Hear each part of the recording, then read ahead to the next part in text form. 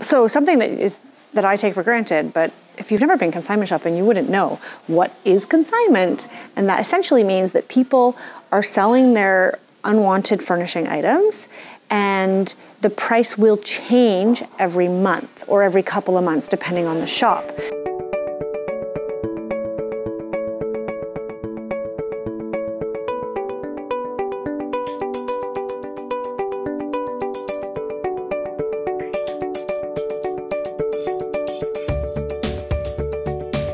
It can be super overwhelming sometimes when you come into a place like this because your eye doesn't know where to go because there's so much to see. So here's a trick that I like to use. I like to do a once through and just see if there's anything that catches my eye before I start thinking specifically. Because sometimes when you're thinking specifically about 2 or 3 homes, at least as a designer, it can get overwhelming and you miss things. So it's nice to just walk through one time, see what just catches your eye right away, and then do a second round where you're looking more specifically because you can't take it all in. There's like so much stuff to look at.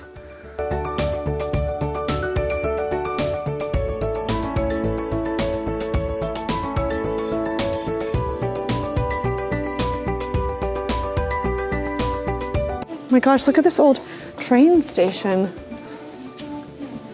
The model train set is so cool. My brother used to have one of those whole like towns, model train towns growing up. Bingo, anyone?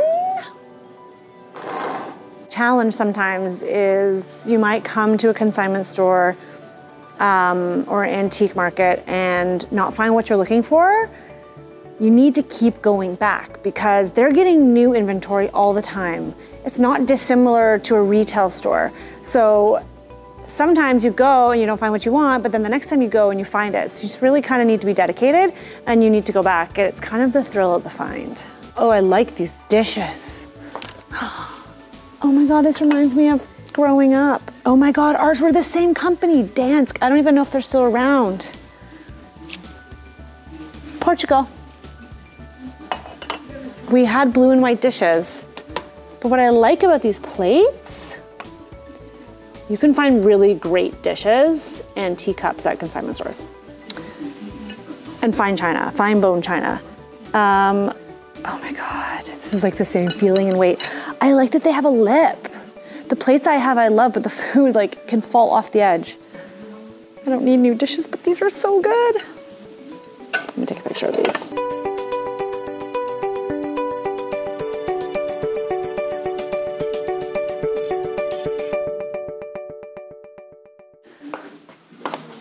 Yep, there's furniture. Oh my gosh.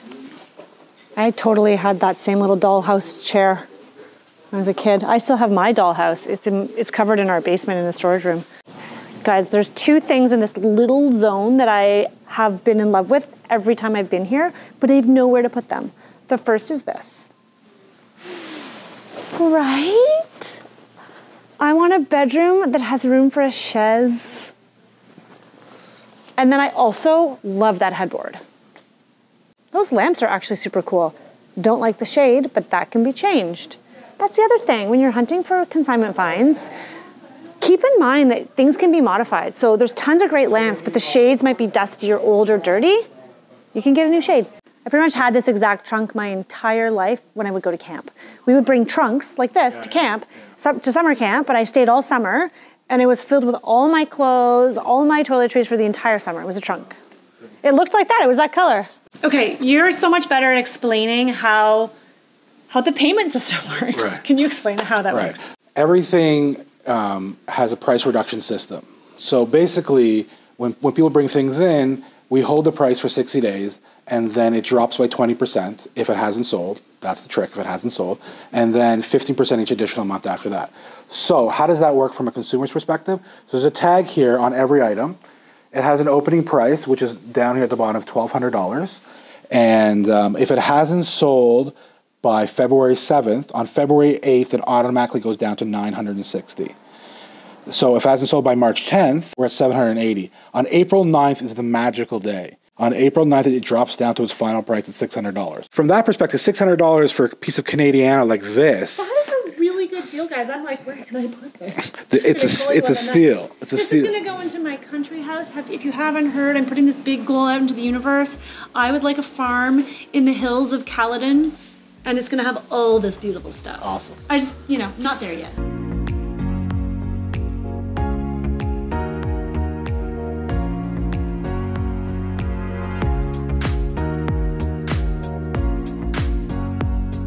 So when you walk into a consignment store, it's the same concept as walking into a retail clothing store. The back will always give you better deals. Last chance, up to 80% off. See, this is where you come. This is where you come when you're styling a ton of bookshelves. I should have come here 2 weeks ago. Like, tons of stuff and on super sale. For sure, follow a lot of the consignment stores on Instagram. Use social media to find cool stuff. I often follow their Instagram and I see a piece and I message him directly. I'm like, oh my God, how much for those 2 chairs? I have to have them. Right. So, right. Instagram, big tool.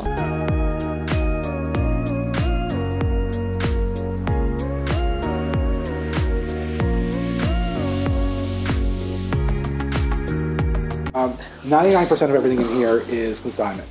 1% of it is when I want to be inspired and I'm with my family somewhere and it happens to be an antique store. I ask my kids to sit like this and I shove something in the car that's inappropriate and I drive for the next 3 hours. This is one of these finds. This oven. Oh my God, this stove. This is a Canadian Miss Moffat oven. Cast iron, gas, fully working. Would look sick in someone's house. Really, really fun piece. The burners are right here. If you flip that open, how crazy is that? Great piece. Rewired 1980s bell phone, so younger people won't even know what this is, but it's a payphone. How is it that this is now an antique? Like, didn't you grow up using these like all the time? So wild. That's so freaking weird. They still have some in the city. For sure. This has been rewired to go right into your plug, so you can tell your friends it costs a quarter to use this, and you could actually break even on this. So you actually still have to pay to use it? No, they bypass that, but don't tell your friends that. This way you'll make money, just saying. 1920 safe. Oh, wow. This is made... My husband would be all over this. This is made in Niagara Falls. Can you imagine having a plant that would have made this in Niagara Falls in the 1920s? Yeah. Open this up. Wow. I think would make a great bar. But I'm just saying that if your liquor was in there, this could be Chris is going to flip when he sees this video. This is a really cool piece. And then you can there's like a little safety deposit box inside. Right. This is great. I love this. 1950s piece. Yeah. Again, in absolute great. Like, yeah, you don't have to do anything to it. You don't have to do anything. It's been refinished. You can tell. You can feel it, right? But this is what this is great.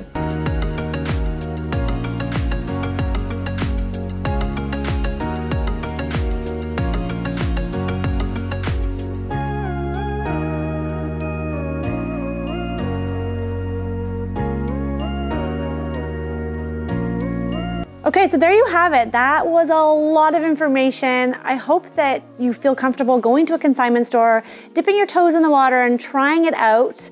Kirill gave us some really great ideas. Start with things like lighting, mirrors, items that maybe you don't want to commit to forever just in case, but definitely get out there, try consignment hunting, finding, whatever you want to call it.